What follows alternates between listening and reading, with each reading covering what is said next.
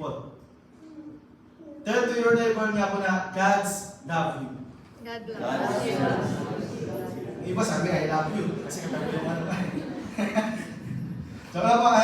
So He wants a relationship to us, and when others might not, and He does all He can create, to create that relationship po. So, because God loved us so much po, He wants to have a relationship with you and me. Diba? With you and me. So, I want you to understand that our God is not a distance God. Amen po ba? Amen. Na He is a near God po. He is a God who always with us. Tama ba? Amen. In fact, ako, He is one of the names niya, Emmanuel. Tama ba? Ano po sabi yun? The Lord is with us. The God is with us. So, He longs for your relationship po. So, sa text po na we have read po, in the life of Christ, we learn what a relationship to God should mean to us and how we value that relationship with our God po. So, you won't understand and able to preach the good news in season and out of season if we don't value that kind of relationship with our God. So, for us to understand, we have to learn first po unang-una yung calling. Yung calling ni Lord sa'yo. So basahin po natin, sabi nga doon na as Jesus went on from there, he saw a man named Matthew sitting at the tax collector's booth. So tax collector, parang CRA here. Right? And also in Philippines, BIR. And back then, if they said if you are a tax collector, it's kind of like you are a kind of wicked person. Because corrupt, sign up kind of in the background po. So, Jesus said, follow me, he told him, and Matthew got up and followed him. So sabi ko, dito pa, sinabi ni Jesus na follow me. And Matthew got up and followed him. So, while Jesus was having dinner at Matthew's house, so this tax collector house po, many tax collectors and sinners came and ate with him and his disciples. When the Pharisees saw this, they asked his disciples, Why this Jesus, your teachers, eat with tax collectors? So ito po yung mention nila, bakit daw, they question why this name Jesus is eat with tax collectors. Because for them, kumbaga, they labeled before the tax collectors as sinners. Kasi nga, corrupt, wicked, something of like that. I'm not sure, ganun pa rin ba? So on hearing this po, Jesus said that it is not healthy who need a doctor but a sick, but go and learn what this means. I desire mercy, not sacrifice, for I have not come to call the righteous but sinners. So, in Matthew chapter po, sa Matthew, we have heard that Matthew heard the call of God. Po sa unang verse pa lang, na he heard the call to follow Jesus. The question po this afternoon, have you ever heard God's call you in your life? Nanamusap na po ba si Lord sa inyo? And then, tinatawag po kayo. So, there's no story po about a middle-aged farmer. So, meron po there's a middle-aged farmer who was, he's on break po while he just finished the farming stuff or things po. And then, while he was on break, he looked up to the sky po, and then he saw that there's a cloud with a forming into shape like a P, letter P, and also a C. So it's P and C, and then he came up and he said that, oh, I think the Lord is calling me, and then I think the Lord is telling me that I need to preach Christ. So P and C. So personal preach Christ. So that's why he enrolled to seminary po after that a few months.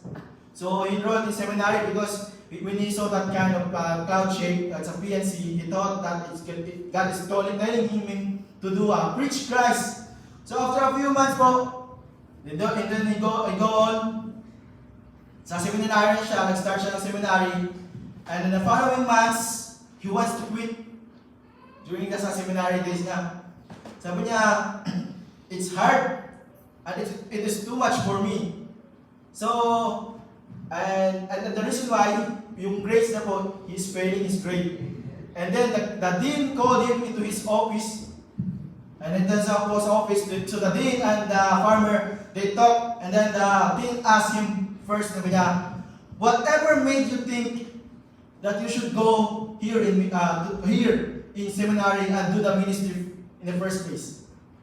And then the farmer explained to the dean, sabi niya, he said, oh, because sir, when I was on the field doing my stuff, and then I was on break, I saw a cloud with the shape of P and C.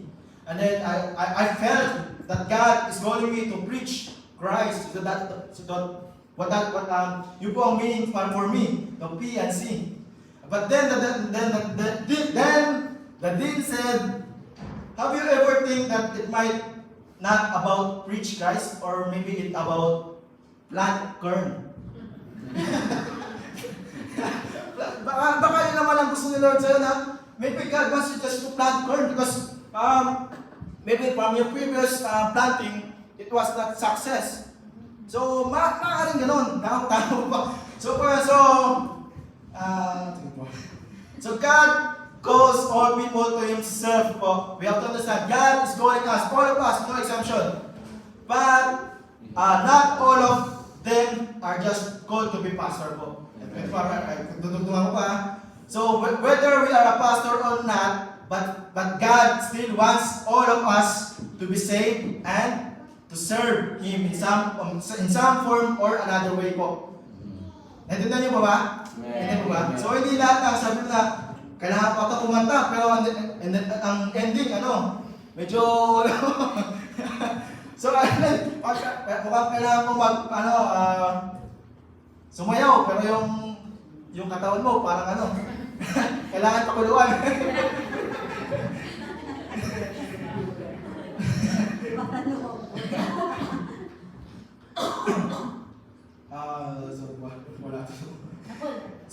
So when you accept Jesus Christ po, you also have a calling, maybe not to be a pastor, but also of us have received our calling from the Lord na kung saan merong panawagan palagi ng Diyos para sa atin po. And then, if we continue, Matthew, the tax collector, was called to follow Jesus.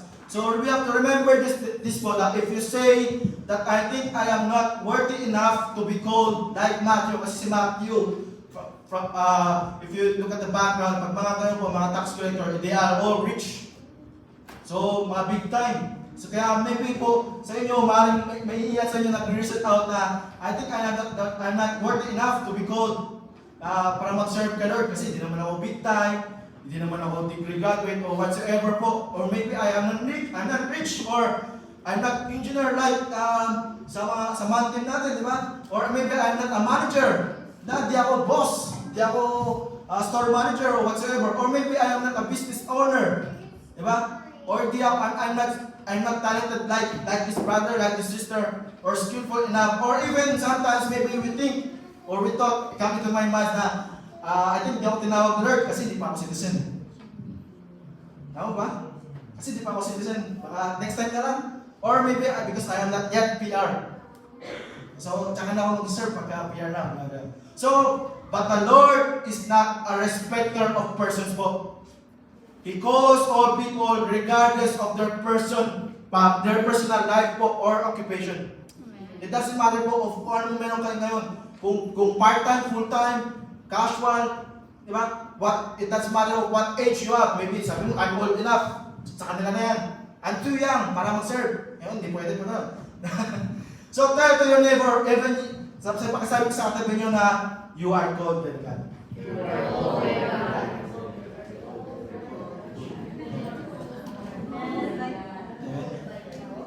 Parang iba, parang ano, Bible.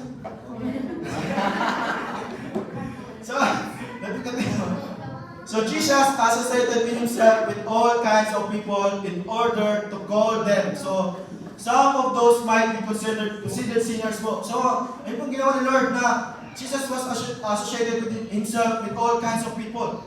So, wala po siyang pinili. He did not pick na, ikaw, mabait ka, sama ka sa akin. O ikaw, mabuti ka, pogi ka, sama ka sa akin. Maganda ka, sama ka sa akin. Wala po. So, he was associated and surrounded with all kinds of people po in order to call them. So, some of those po nga, sabi niya, might be considered sinners. Might be concerning sinners. And that's the truth po talaga. Na kung saan, the reason why our church exists because for those sinners to be reconciled to relationship to God. That's the reason why we preach. Di ba po? To soul winning because for those sinners po, yung lahat po tayo dito, hindi tayo pumunta dito para maging, because we are qualified na I'm righteous. Di ba? I'm clean. Po? So yun ang reason why our church is po, because we need to, those sinners to be reconciled to relationship to God. So all people are called, but sadly, not all accept the call. Ngayon ba? Lahat po tayo, sa Kuntikos Tagalog, lahat po tayo tinawag ng Panginoon. Pero ang nakakalungkot po, ang iba hindi tinatanggap nila yung tawag. So brothers and sisters po, every day God is calling us. Every day God is calling us to pray. But some we don't pray. Iba hindi nag-pray. Every day God is calling us to read our Bible. But some of them, we don't read our Bible. Every day God is calling us, and we need to understand, brothers and sisters, that God never stopped calling every one of us. So God knocks at the heart of every people, but not everyone is sensitive to His knock. Kumakatok si Lord lagi, pero may ilan na hindi sensitive na kumakatok na pala si Lord. Ayaw ng pagbuksan. So, sa ating binasa po na text, we can see po na Matthew called by Jesus verbally. Verbally, sinabi ni Jesus, "Come, follow me." But how God called us po ba? Sometimes God called us through sermons. Like this po. Diba? Kung ngayon, pakiramdam mo, nangungusap si Lord sa'yo, tinatawag ka ng Lord. Amen? And then, sometimes God called us through Bible study, sa life group. Right? Maybe some of you, they received Christ during the life group. Then someone they were invited by their friend that can you let's have a dinner. And then surprise, life group pala. Di ba guys, that kind of moment? Kasi naman sama ka sa akin, networking pala.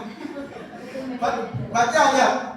Sometimes God called us through sermons, through Bible study, and also God calling us through reading the Word of God. Yung saan, you just open your Bible and then read the verses, and then parang may something na happening to you na may feeling, you are experiencing something na hindi unusual. Yung pala is, si Lord nangusap na para sa'yo. Amen po ba? And also sometimes God is talking to us or speaking to us through songs. Kaya kung saan nakikinig ka, nag-worship, then you pray. For me, personally, I also experienced that one. When I was grade 4, grade 5, I was just only reading all the lyrics po sa cassette. Naabutan ko pa yung cassette.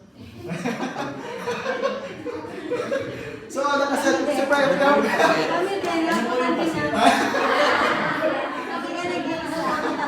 so, if you have a cassette tape, diba yung case po ng cassette tape, there's lyrics. So I was reading the Don Moen songs. The Don Moen songs, I just sing. Kahit di ako singer, kanta ako. Tapos, bigla na lang parang, nag-iba na yung pakiramdam ko, parang alam mo yung, there's something na Holy Spirit is moving up sa buhay mo. And then doon po ako nag-pray ako, bigla ako nag-speaking tongues.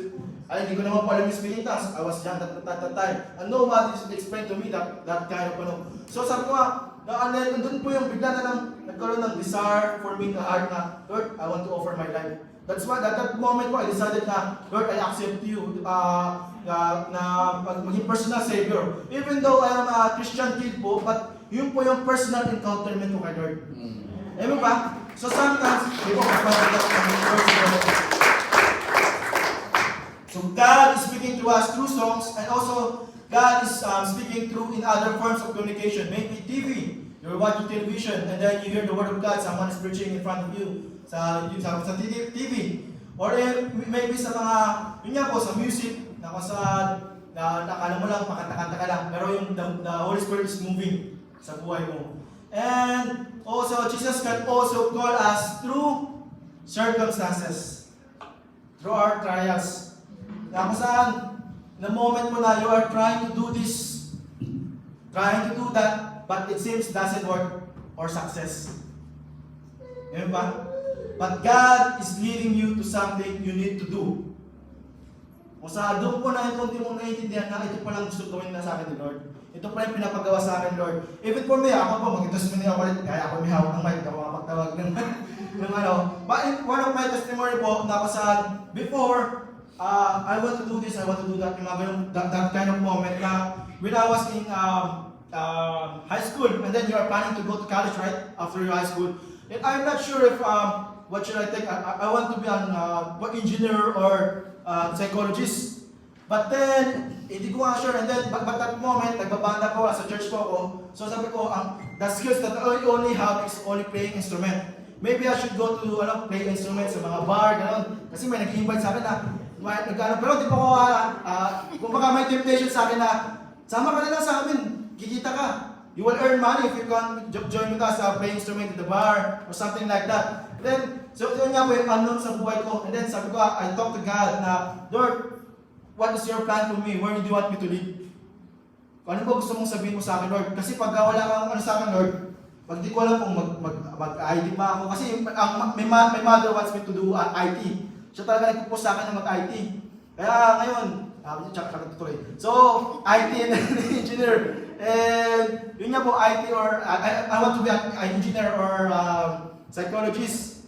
And then, yun nga, may temptation about the band na tumutog sa mga bar. Kaya I talk to God and ask Him, Lord, what do you want? What's your plan for my life? Kasi pag hindi ka, Lord, mag-artist na lang ako. Natakot si Lord.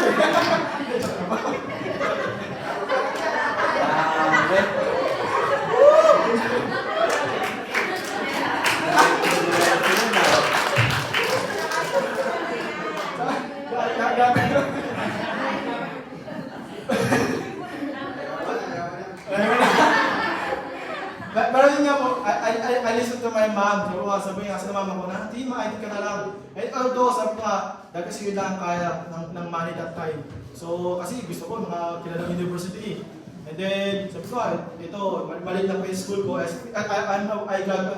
finished po sa STI College for Bibo. So, yun po yung natapos ko, IT.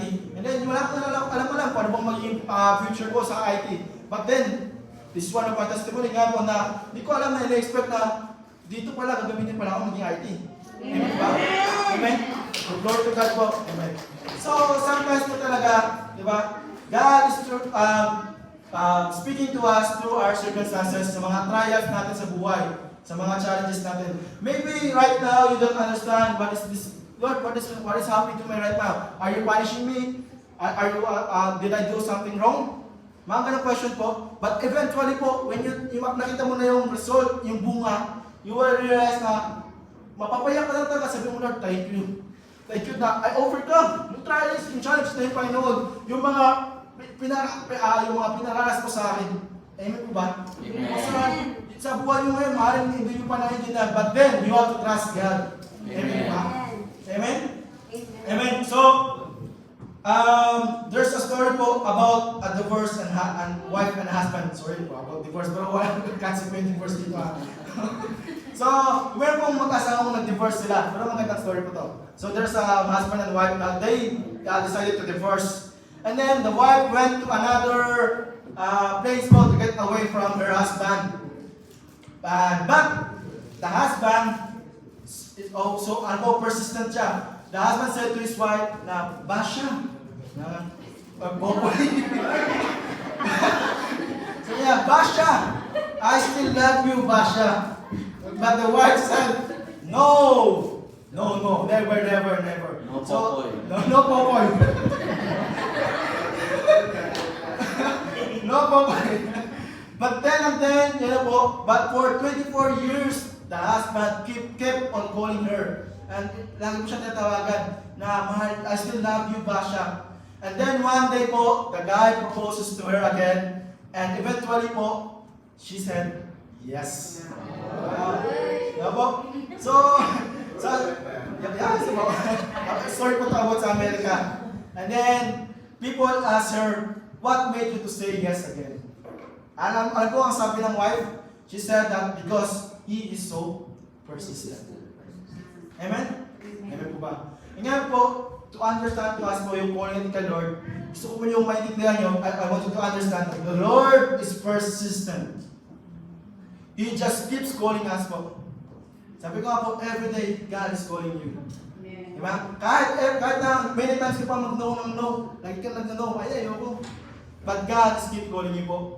Remember this, you cannot run away the calling of God. Amen ba? So, you cannot hide from God. So, do you remember po ba si Jonah? Diba si Jonah? He kept running away, but he kept running away to God. But God still put him in a line into his calling. Amen po ba?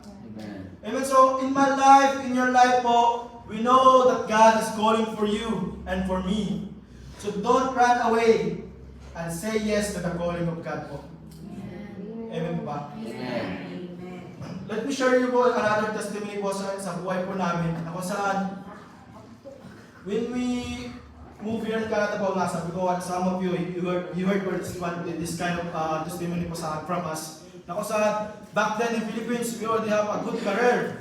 Now we can say that our salary is good enough to be like in our age po. It's very rare po na to reach yung ganung mga salary, mga ganun, and then to have that kind of career.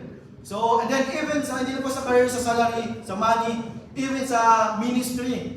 Kasi we already have our ministry po doon doon na kami. Kumbaga, we can say it in a short way, established. Tama ba? Now, we already established in there. But then, alam mo niyo po na yung na-approve po yung visa namin, in 2 weeks, kailangan namin mag-decide. Are we going to quit in our jobs? Are we going to say goodbye to our friends, to our family, to our workmates, and everything in our ministry?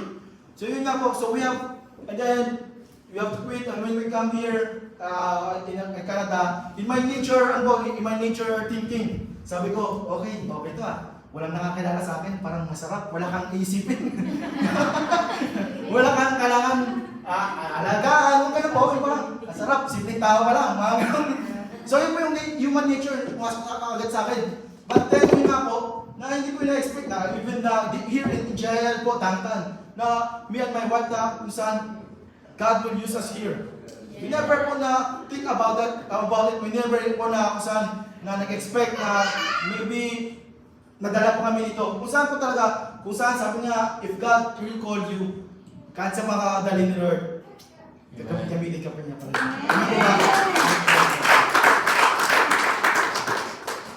So right now po, brothers and sisters, you have to open your eyes and you have to open your heart that God is leading you to somewhere po. So you have to see the vision po. The Lord may be calling you in a full-time capacity, or maybe calling you to be involved in the ministry, or to be a leader po, not just a member, or to give sacrificially, na kung saan, financially, or maybe God wants you to call you to pray for your neighbor, or to witness to your neighbor, or to be a blessing to others po. There's a lots of avenue that God can use you. Amen po ba? So, but whatever it may be, what matters po talaga is your answer to God's call. Ulitin ko pa, whatever pa yan, kung anong saan ka pa tinatawag ng Lord, what matters po talaga is your answer to God's call. Hindi po importante, you will say yes to God. Amen po ba? Amen. Can you tell to your neighbor, He's calling. He's calling. He is calling.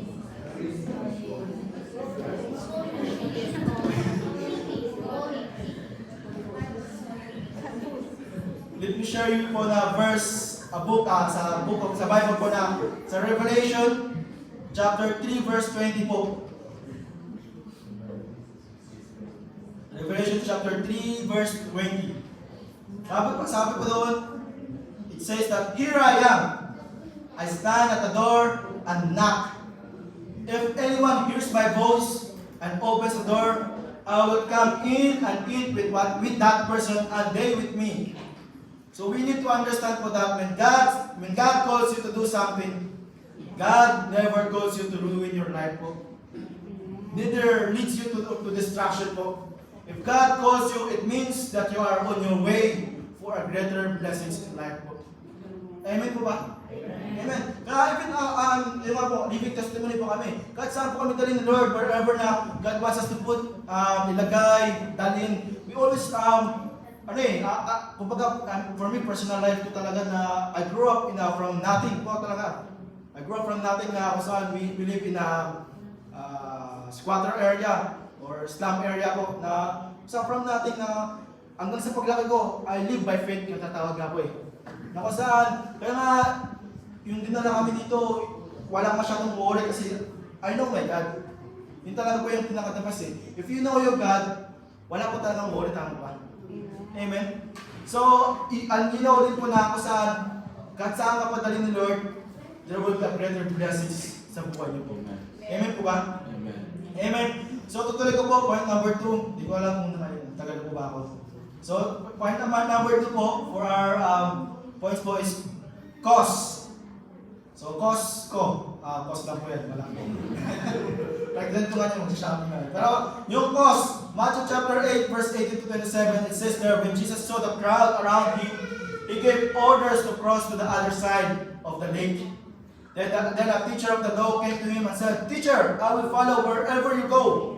Jesus replied, "Foxes, dens, and birds have nests." Sabi nga, even the animals daw po, meron daw mga bahay. But then, the Son of Man, Jesus, doesn't have like a pillow para sa kahigaan po to his bed. And then another disciple said to him, "Lord, first let me go and bury my father." And Jesus said to him, "Follow me, and then let the dead bury their own dead." So, in this conversation po, we are going to see that there is a certain cost to follow Christ. Natindihan niyo ba na? Do you know that life is expensive po? There is a cost for everything we do in life. In real life po everything has a price and a fee. Diba? If you go to school, you need to pay. Right? If you are married, siyempre, yung salary mo na sa'yo lang, hindi na sa'yo. Diba? You have to, kailangan mo na, yung mga expenses nyo. Having a children, right? You have to spend more money, work, play, pleasure, and more. So life is expensive po. So, even the story nga po kay Adam. Kaya ko pala yung accent. Adam. Yeah. Adam.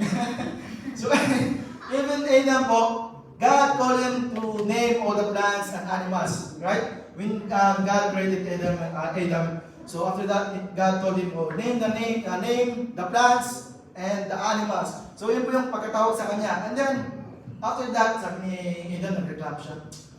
Lord, nakakapagod. Parang ang lungkot. Kailangan ko ng makasama. So yun po yung request ni Adam kay God. At yun nga po, sabi ni God, okay, I will give you women. But, hindi po yun there's a cost po yun, di ba? Kaya siya ay tinanggalan ng ribs. Ng rib. Di ba? So, that's even Adam po, we have to spend a cost. So, even po, the cost of living here in Canada. So, let's compare pa, especially in BC, double tax. Di ba? Sino Kaya nung kami ng Alberta, share ko lang So, nag-Alberta kami, nagpunta kami sa mall. Uy, sarap mamili kaya. Isa lang tax, 5%. Dito, 13%. Tinatago. Nakatago pa nga So, yun po, diba? So, living cost of living here in Canada is expensive po. Even though, if you're going to compare living in Philippines and in Canada. Tama ba? Na, there's a cost of us moving from Philippines to Canada. You have to spend like visa. Tama ba? Diba? And then, yung iba, nagbabayad sila sa agency nila. Na kung saan, maraming kailangan silang, you have to cost something. Hindi lang po to pay, but also to sacrifice something, even leaving your family. Tama ba? Amen. Amen po ba? Ako sa maraming iba na hindi na agad kasama ng family nila. So, tatanong po kasi, what is the cost in following Christ? In doing intentional soul winning po, or cost in discipleship, sabi nga po doon sa ni Martin Luther said na, a religion that gives nothing, it will cost nothing. A religion that suffers nothing, it is worth nothing po. So, yun nga po na sa in everything po, in all our life, there's a cause that we need to do. So when you said that you hear the calling of God and you want to follow Him, it will cost you so many things po. Now, saan we need something to drop or something to remove in our life po. Hindi yun na it's not about na, come follow me. You know, sa verse natin na binasa natin, may mga kailangan po na alisin sa buhay natin. We have to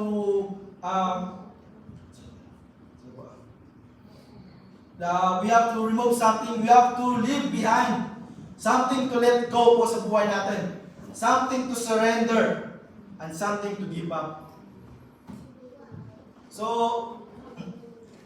let me tell you po another story po. Sorry, may po magkwento ngayon. So there's a guy who moved to America. So there's a guy who moved to America, and then he went to a grocery store, and then he said, on my first shopping trip here in America, I saw a powdered milk. And then that powdered milk, you just add water, and it will give you milk. So sabi niya, and then also in the other aisle, I saw a orange powdered juice. You just add water, and then you will get a orange juice. And then he just walked in the other aisle, and then he saw a baby powder. he thinks that I just add water and I will have a baby.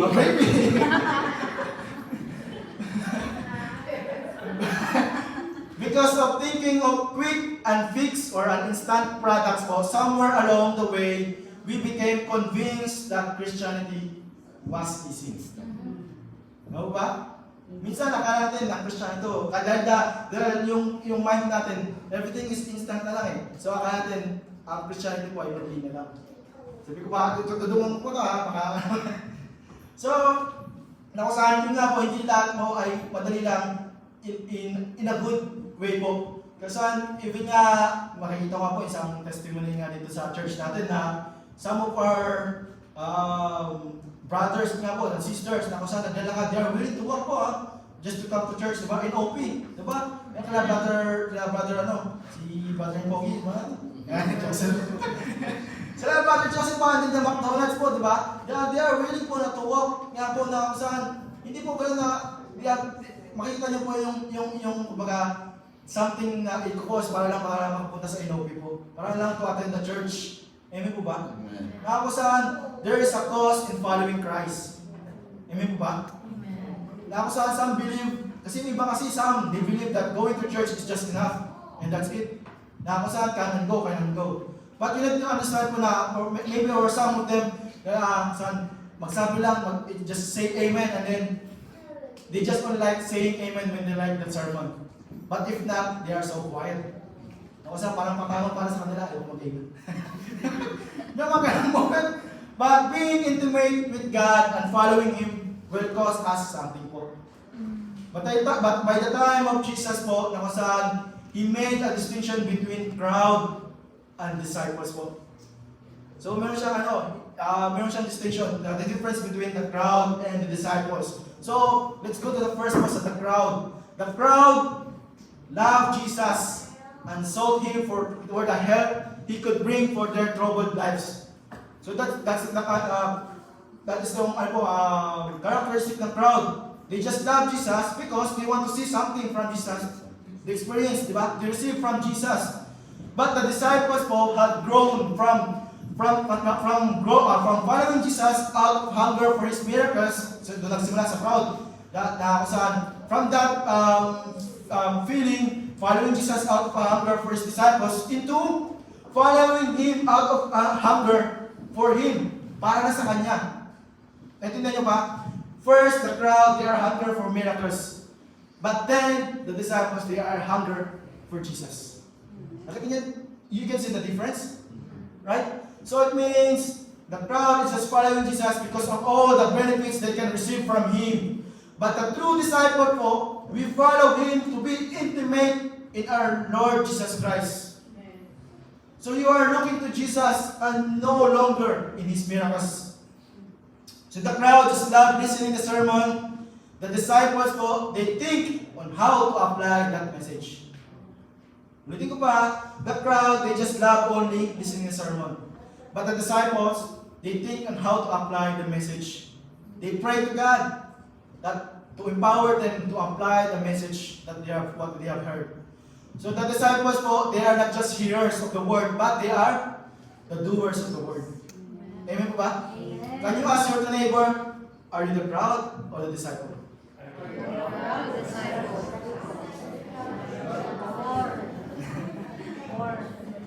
So the crowd just loved what they needed to Jesus from Jesus. So yun nga po. So the crowd is just like love to ask or to grab things po. But the disciples po, we are willing to give everything. Give everything what you have for the Lord and for the expansion of His kingdom. For His ministry po, you are willing to give. So yun po yung difference ng crowd and disciple.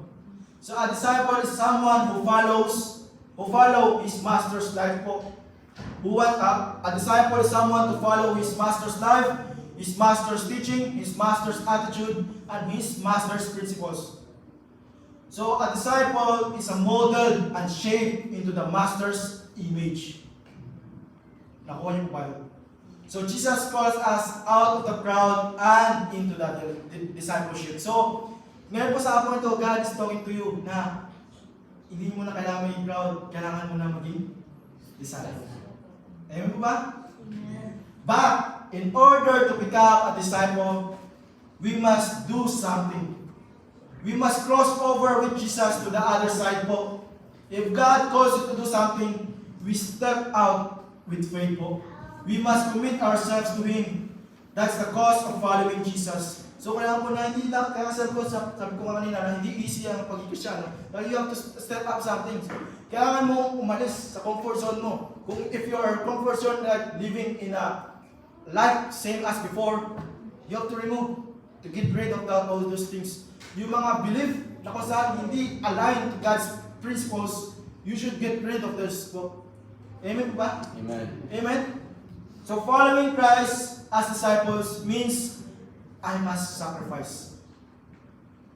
So some of Christians right now are easy to give up and get offended. Marami pong ganun eh. Kasi nga, minsan may masabi ka lang ng konti, hindi na magsisimba. Diba? Or parang magtatampo na. O parang nagka-problema lang, kaya parang umaayaw na. Umaalis na. So maybe, some of you madali lang sabihin na, kasi maganda yung status ng buhay mo, brother eh. Kaya ikaw, sabi mo na kahit may problema ka, it's okay that it's easy for you to say that because you have a good job, yung status ng life mo, but you don't know the process mo kasi lalo kung sila po lalo pag kinokorek kayo ng mga leaders nila Pastor Ryan, na Sister Lisa, and then something that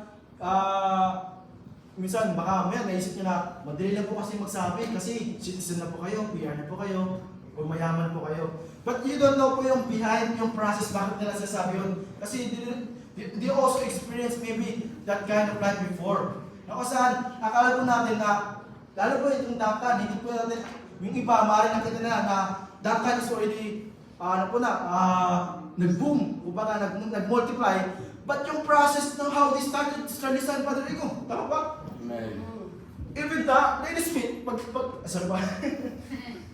Nakusan yung moment, yung mga process na pinagagawa nila, yung hardship po. Di ba tama po yun? Nakusan yung prayer. Prayer is very important. Yung cry out nila, na from the start na scratch na, 3 lang sila, magalang mga 5. Yun po yung, hindi natin nakikita, pero yung process na pinagdaanan nila, hindi basta-basta. Amen po ba? Amen. Amen. Nakusan, yun po yung yung isa sa mga, na maintindihan po natin na, sabahan wala tayo. Na yun nga po, na it is not about na pagka pinapayuhan ka, kinukorek ka, or parang dinidisciple ka ng mga pastors natin, hindi po yun na hindi mo sabihin na madali lang magsabi kasi ganito ka na ikaw, ganito ka na. But yun nga po, even sa personal life ko po, na kung saan masabi na, ito, bata ko to, bakit bakit nag-preach to? Bakit to, nandito nakatayo sa harap nyo ngayon? Ako po, personally, even when I was a kid, I was trained by my mom po na kinder pa lang ako. We have to walk po from here to going to maybe to Thrifty Foods. Now we have to walk for just to attend the dawn watch. It was a province po, so it means province is there's a lot of bush. Bush po yung area na lalakaran nyo.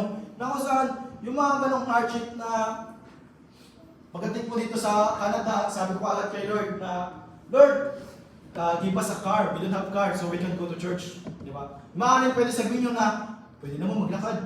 Parang pag-kotse pa agad na nalagis kay Lord. Tama ba? But gusto ko nga i-explain nyo sa inyo yung gatong difference. Yung gatong mindset. Why I ask God na, give me a car, Lord, instead of walking. Na pwede na pala maglakad, magtyaga. Ako po, kilala ko lang si Lord. Diba? Na-experience ko na before na naglalakad lang ako from going to church, even when I was in high school, just to, lang ako na mag-commit sa ministry, sa music, I need to ride a bike po. Bike, napakalayo, init, maglalakad ka, tapos may dala-dala kang gitara. Yung mga ganong moment na ganong moment na, I know my God, na kaya pagdating dito, Lord, bigyan mo kami ng kotse kasi alam po gamitin mo kami. Kumbaga, if you know your God, madali na lang sa'yo na minsan may dumating na problema mo, okay lang yan, kasi na-experience ko na yun eh. Yung mga ganong moment po ba, naintindihan niyo po, ano po niyo po ba ako? Amen po ba? So, tuloy ko po. So, yun nga po na, the seed of the words and the prayers and the cry out of our coordinators po, mga leaders natin, yun po yun yung is only a process, it's only a result. But yun nga po, meron silang mga, if it's a life nila, they have something to remove, di ba? Something to give up, to sacrifice. Tama po ba?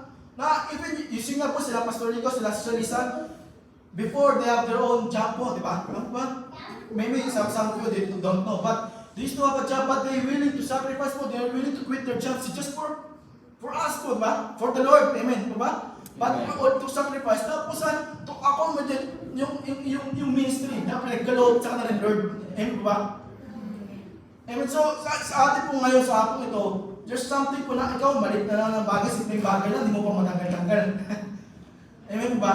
Na kung saan, for us, na kung saan maging intentional po tayo sa ating pag-soul winning, first po talaga sa atin po nagsisimula yun. Amen?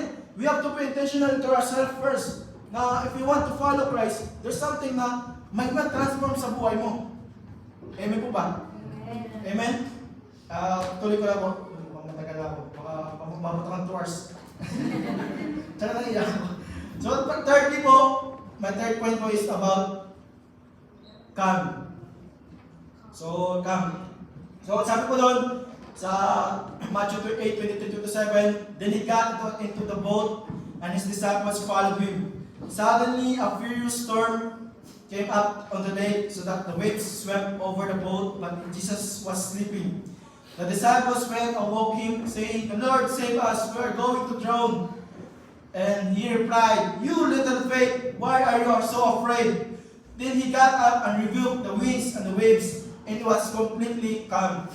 The men were amazed and asked, "What kind of man is this? Even the winds and the waves obey him." So, yun nga po. Let me tell you one more story po again. So there's a guy who always worried. There's a guy who always worry po. So he always worry about his family. Like he always about his career, his money, his health, his wealth, and etc. So he worries a lot po. He's like a warrior. Then one day, his friend saw him looks happy, smile, and then doesn't look anxious po. So parang he's just happy, and then no more worries in his face po. So his friend asked him, sabi niya, "What happened to you? You look so happy today than the usual." And the guy said, "Oh, what I did is I hired someone to worry for me." So, tuloy ko po, meron po siya. So, and his friend asked, "Oh, wow, that's nice. How much you pay for him?" And then the guy said, "I pay for him for $2,000 a week." And then his friend said, "Oh man, 2,000. That's a lot. How you going to pay him for $2,000? And then the guy said, "Oh no, that's not my problem. It's his problem."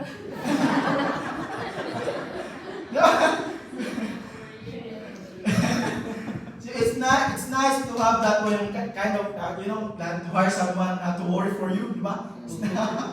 But the reality is, we have things to worry about po. Pero but the big difference po is even you have problem, when you know your God, you have nothing to worry.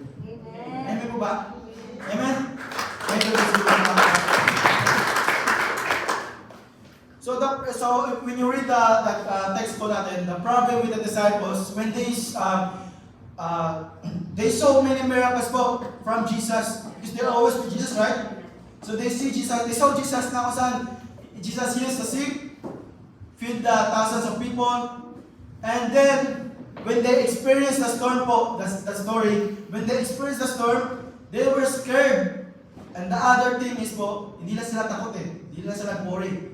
They forgot that they are with Jesus. So, ngayon po, I have a question. How are you today, brothers and sisters? How's your relationship with God? When it comes to problem ba in life, how are you? Your relationship with God. So, are you like the disciples po that you worry a lot? Or are you calm and peaceful and that you have God that is always with you? So, how are you today po? So, for this afternoon po, let us think about it. Kumusta ba ang relationship natin kay Lord? When the problems comes, how do you react?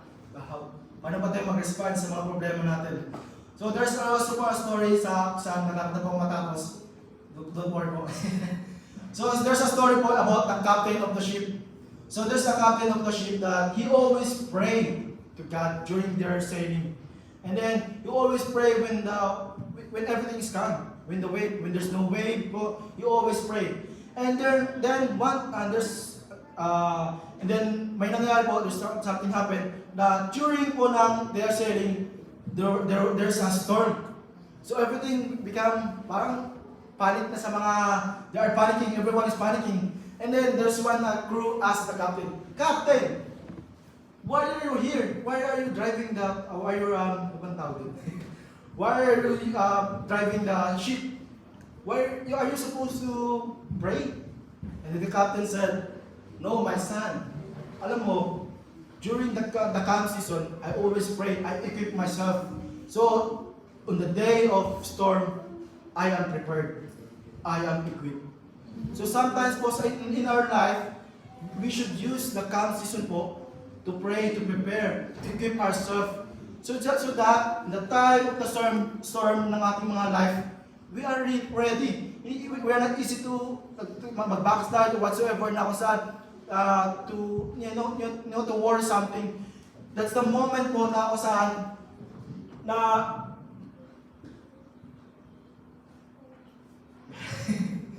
so from the calm to the storm, my God has already promised that He is always with me. So yun nga po na kung saan we are equipped and ready. So even when we are in the midst of our storm, we are still calm. Kahit na ano pa mga problema, mga trials sa buhay natin, hindi po tayo madaling nawi-wave ng mga problema natin. So we know Jesus that can calm the storm, and we are in out of season of life. Even when we are out of season of lives, kaya po natin yung mga problema natin. Sabi ko nga po sa inyo kanina, one of the in my life na even we move here in Canada, wala akong masyadong worry because I know my God. Ako saan, I already experienced lots of storms in my life. And even na may mga challenges na, new challenges na dumarating. But still, alam mo, hindi na basta-basta ikaw lang natitinig kasi alam mo, kung kilala mo ang Lord mo. Amen po ba? Amen. So right now po, so for my conclusion po, let me share you a text po kung saan, sabi ko doon na, a verse, Matthew 27, 37 to 39. So sabi ko doon, Jesus replied, love the Lord your God with all your heart and with all your soul and with all your mind. This is the first and greatest commandment. And the second is like it, love your neighbor as yourself. So for us po, sa ating Christian life right now, if you are intentionally, being intentional in soul winning po, first po, if we will understand po kasi yung calling natin kay Lord, if you love your God, tama ba? You will understand, you will, you know, alam mo yung, you will reply to the calling of God if you love your God. Amen? Kasi mahirap sumagot ng sa telepono. It's hard to answer a phone call if you don't know who's calling, right? Yeah, right? Amen. And if you know that somebody is like your loved ones, lalo pag asawa mo, joke lang ba? Di ba yung mga ganun? Or yung mga parents mo, di ba? When you are a kid, di ba? Pag tumatawag na yung parents mo, alam mo na. Di ba? So you are in there, nagmamadali ka lang sagutin. So ganun din po sa atin. It's easy to answer yes to God's calling if you truly love God. Amen po ba? Amen. Amen? And you know, sabi nga po doon, you have to love your God with all your heart, with all your soul, and with all your mind. So it means po doon, if you have to sacrifice, you have to give everything po sa buhay mo. Naku saan, you must love God first. Naku saan, you are willing to cost everything for God. Amen po ba? Amen. Amen. Ang sabi mga doon, this is the first and greatest commandment. And second, love your neighbor as yourself. So doon po natin maintindihan na kung saan po na intentional calling yung pagkatao sa atin ni Lord. And we need to understand that for us to able to share the Word of God in season and out of season, we need to know that God is calling you. You need to understand po na tinatawag ka ni Lord araw-araw. Kung nag-say no ka, God is keep calling you. And there's a cost on following Christ po. And even in the storm and out of the season of in our life, we have to stay calm and believing that God is with us. Kaya nga po sa hapong ito, kung ikaw po, I don't know kung ano po yung pinag-struggle sa life nyo ngayon, kung mayroon kayong mga problema, sakit, or mga problema sa parents nyo, sa family nyo, sa anak nyo, na kung saan, we need to understand po na we have to believe that God is with us.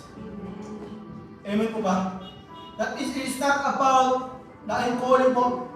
God is not calling you up. It's not about that we have a lot of money, nor because we are loaded po, or it is not about the status of our lives. It is not about we have security in our own. The reason we have to become in the midst of our storm po, because all know we have Jesus and we have the Master in our life. The cause, when we face trials in life, only Jesus can calm your storm. He can take care of all of us through it all. So I don't know if have you ever made a decision until today, have you ever made a decision to follow Christ? You must take the decision today po. Are you a crowd or a disciple? So where are you with Jesus today? That's the question for today po. So where are you with the Lord today po? So this afternoon po, I'll ask everyone to stand up. Before I continue po, let us sing a song po na about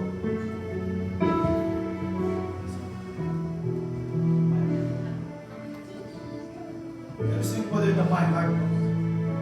And while we are singing this song po, can we say it like we are talking to God? It's kind of like we are praying and saying it to God. Lord, my heart.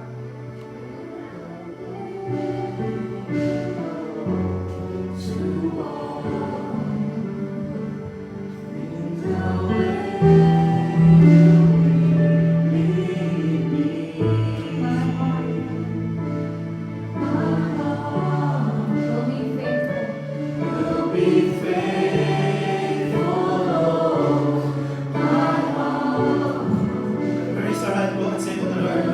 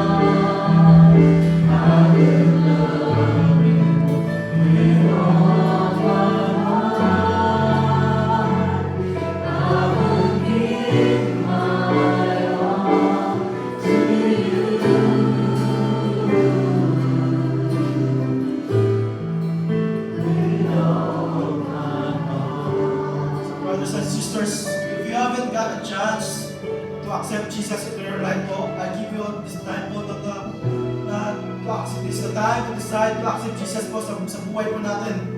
And if you are already accepted Jesus, I'm giving you the time that maybe God is calling you to do something and you haven't said yes yet or respond to His calling.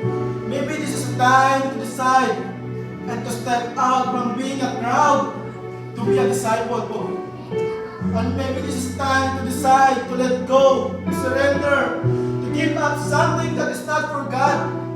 Ako sa Lord, I don't want to live long. I don't want to live longer this kind of life of God. I want to live with an image of Christ. I want to live according to your will, Father. Maybe this is the time for you to decide this afternoon, brothers and sisters. And if you are a person right now experiencing storm in your life right now, maybe there's something struggles, hindrances, trials, family issue, sickness, and challenges in following Christ. Maybe this is a time to come to Jesus and hold on to His promises. So right now, you can talk to God, Lord, here I am, Father. Lord, kung ano man, Panginoon, I'm willing to accept You as my personal Savior, Father. Lord, I open my life, I open my heart, oh God. Open my eyes, oh God, that I want to see Your glory, Panginoon. I want to experience the goodness, Panginoon, sa buhay, yung goodness po, Panginoon, sa buhay ko, Father. And Lord, kung ano man, mga Panginoon, na naranasan ng bawat isa, Panginoon, this afternoon, God, Lord, You are a God of miracle, Father. Ako sa lahat, Panginoon, ng may mga sickness, oh God, You will experience, oh God, healing, complete healing, oh Father, this afternoon, Father. And Lord, even sa mga broken hearted, oh God, sa mga broken families, oh God, sa mga misunderstanding with their family, their loved ones, Panginoon, o co-workers, oh God, even to their friends, oh God, and Lord, there will be a reconciliation happening right now, oh Father. And Lord, there will be also forgiveness, oh God, ako sa lahat, for those who hurt, oh God, somebody was hurt, oh God, there will be a healing of the heart, oh Father, right now, oh Jesus. And Lord, Father, oh God, that Lord, this afternoon, Father, we will commit our lives to You, Jesus. That we will say to Your calling, Father, Lord, we will give our lives to You, Father, to You alone. We give glory, oh God. Lord, to this afternoon, we will earn, oh God, for the expansion of Your kingdom, oh God. Sa ministry, oh God, we will support, Panginoon, our leaders, our pastors, our coordinators, oh God, that we will support Pastor Alisa, Pastor Rico, Pastor Ryan, oh God, Pastor Ajay, oh God, and Lord, we know, God, You called them to be our leaders, oh God, and we are here, oh God, to support them, oh God, with prayers, oh God, even all the financials, oh God, even all what we have right now, oh God. We are here, oh God, to support, to give everything, and we will say yes, oh God, yes, Father. Lord, this afternoon, Father, oh God, Lord, we are so grateful, oh God, for Jesus who died on the cross for cleansing our life, Father. And Lord, we ask, oh God, for the forgiveness, oh God, even to those, oh God, na sa mga buhay namin, Panginoon, na hindi kaya-aya sa iyo, Panginoon God. Lord, we ask for the forgiveness. Give us a new mind, renew our spirit, oh God, renew our mind, Father. Lord, and Lord, continue to speak to us, oh God, that lead us, oh God, give us a vision, oh God, na which need, oh God, which path are we going to walk on, Father. A path that according to Your will, a path, and Lord, to this afternoon, Father, we do believe and we claim that, oh God, that Jesus is always with us, oh God. That Jesus is Lord over this church, Father. That Jesus is Lord over Tampan, Father. Jesus is Lord over Ladysmith, Father. Jesus is Lord over Liberty, Father. And Lord, right now, Panginoon, You are talking, speaking to someone, oh God, to all of us, oh God, na saan You will call more workers, oh God. You will raise up more workers, oh God. You will raise up more disciples, oh God. You will raise up more pastors, leaders, oh God. Soul winners, Father, oh God. Lord, you will see, understand, Panginoon God, yung calling mo, Panginoon, sa mga isa, oh God. Lord, Father, maraming salamat, Panginoon, sa lahat ng iyong pinaya, Panginoon, sa grace, sa iyong blessings, oh Father, this afternoon. Oh, Father.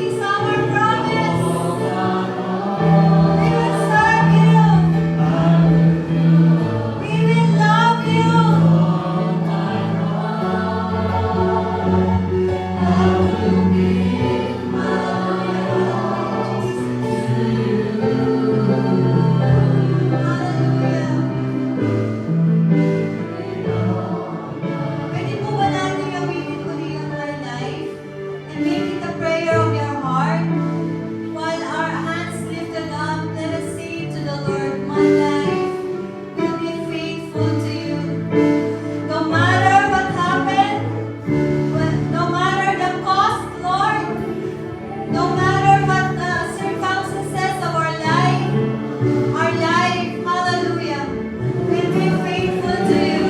Hallelujah. Yes. Say it to the Lord. Say it to God right now. Hallelujah. He is standing in front of you, knocking on your heart. Hallelujah. Once again, my heart. Yes, say it to Jesus. My heart will obey you.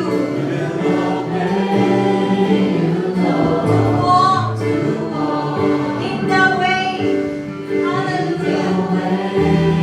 You will lead me. Hallelujah. Hands lifted up with all my heart.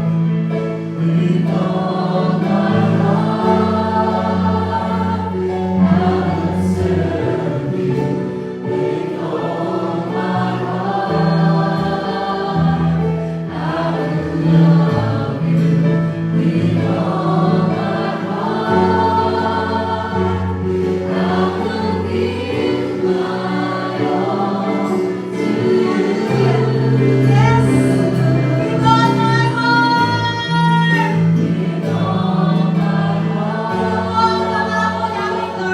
This is our promise. This is our promise of God. Hallelujah. Hallelujah. Oh,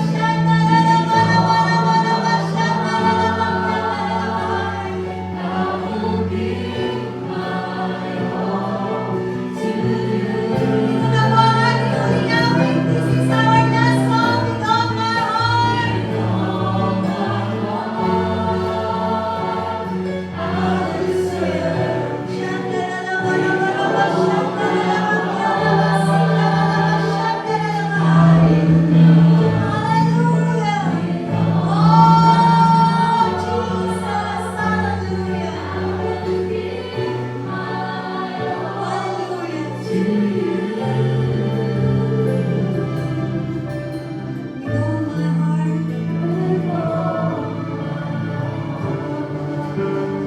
Abba Father, the best we can, we give our life to you and to you alone. Lord Jesus, as we step out in this sanctuary, oh Lord, let there be transformation of the life of your people, that they will never be the same again. Let there be deliverance. Let there be transformation of Father God. And as we obey you, Lord, we mean, Son, every single day of our life you will bless us. Exceedingly abundantly beyond our expectation to think and express. Beyond our dreams, beyond our imagination, oh Lord, you will bless each and every one of us. The moment that we follow and obey you, Lord, faithfully in our life, oh God, you will bless us with so much, oh Lord. Hallelujah, hallelujah. All the blessing will overflow in our family. Every resources will multiply 10,000 times, oh Lord. Hallelujah. You will bless our coming in and our going out. Lord Jesus, as we raise up our hands, as we declare, Numbers 6:24 to 26. The Lord bless you. The Lord keep you. The Lord protect you. No barrenness, no sickness and diseases will come before your family, but free you all over every sicknesses and diseases. Hallelujah. The Lord will make His face shine upon you. You will shine like the sun. Hallelujah. That anyone that see you will be blessed. Hallelujah. That the Lord will lift your countenance. The Lord will bless you. Give you favor upon favor. Any papers, any documents, any immigration papers will be granted to you because you are a favor from the Lord. Hallelujah.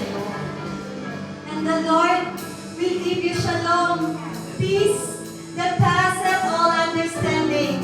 As the Lord says as Jesus said in John 14:27, my peace I live with you. My peace I give to you. The peace that the world cannot give, I give it to you. That only Jesus can give you the peace that passes all understanding. That the Lord will give you love. That the Lord will give you joy. Hallelujah. The Lord will give you long, satisfied life, tranquility, good health, good wealth, prosperity, abundant life, blessing upon blessing, tremendous blessing is awaited in your way. Hallelujah. And as you obey God, He will bless everything in your hands. Hallelujah. Thank you, Jesus. Thank you, Lord. Surely, Psalms 23 verse 6, surely goodness, love, mercy shall follow each and every one of us all the days of our Yes, life. Lord. And we will